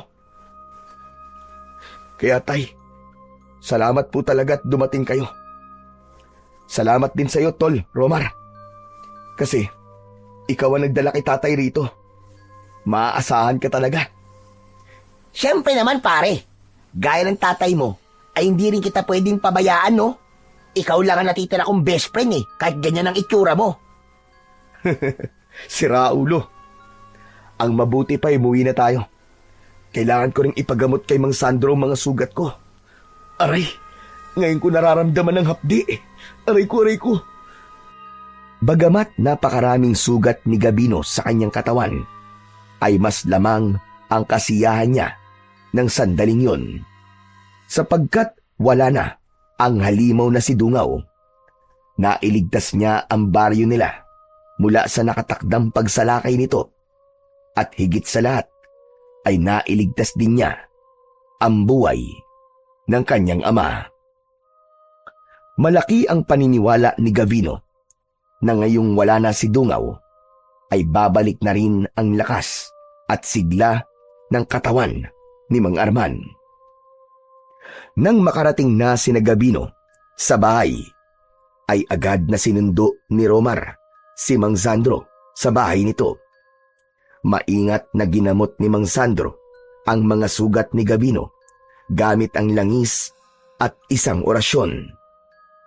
At sa loob lamang ng ilang araw na pahinga at gamutan, ay bumalik na rin sa wakas ang lakas ni Gabino, habang si Mang Arman naman na matagal nang nangihina dahil sa barang ay unti-unting bumalik ang dating tikas at sigla ng katawan.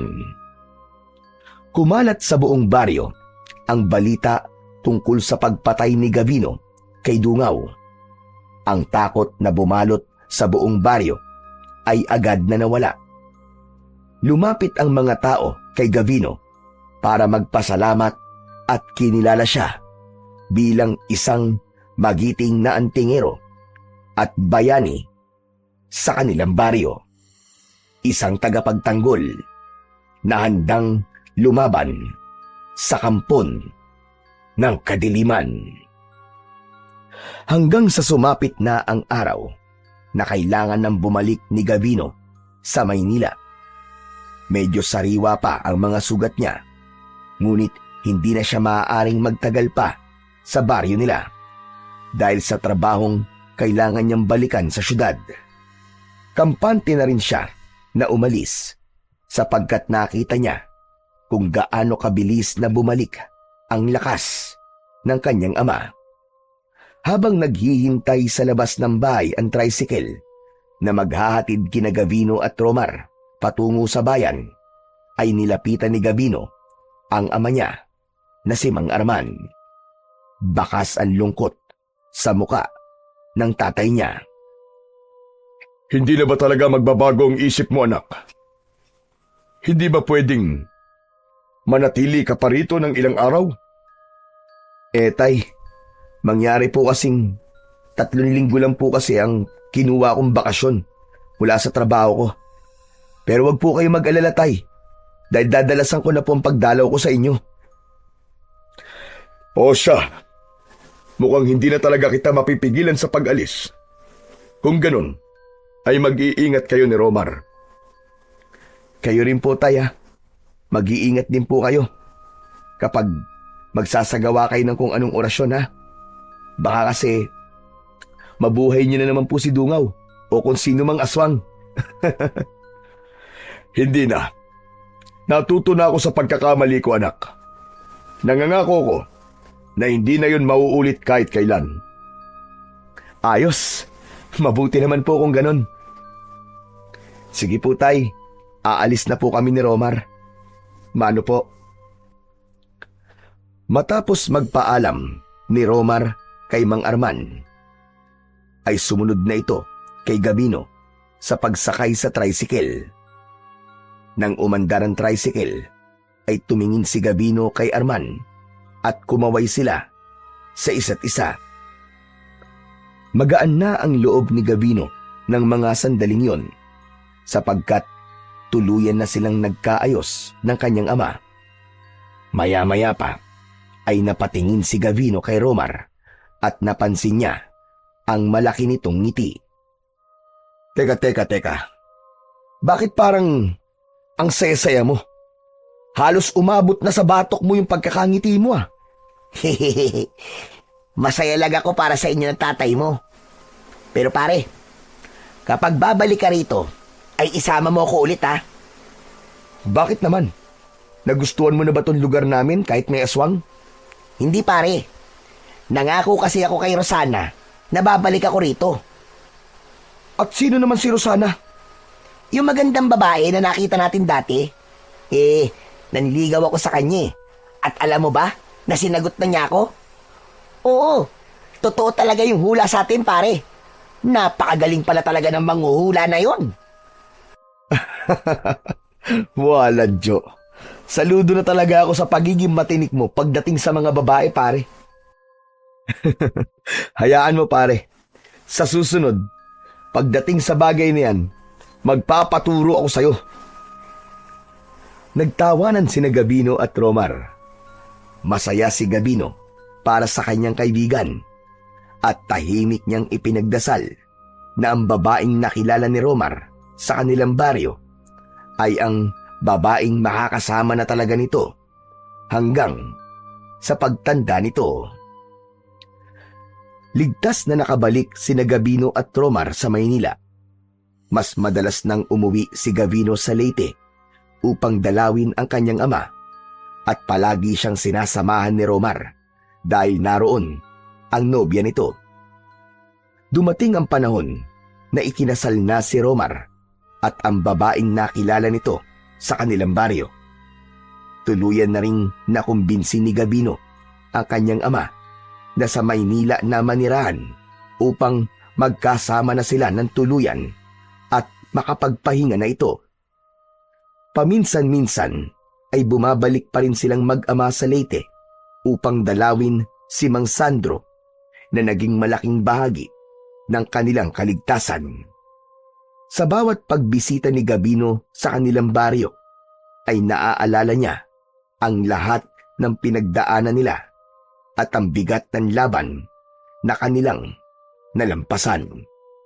Natutunan niya na gaano man kalaki ang galit o lamat sa relasyon ng isang ama at anak, ay laging may pagkakataon para ayusin ito basta parehas na bukas ang mga puso nila sa pagpapatawad, pagtanggap at pagmamahal.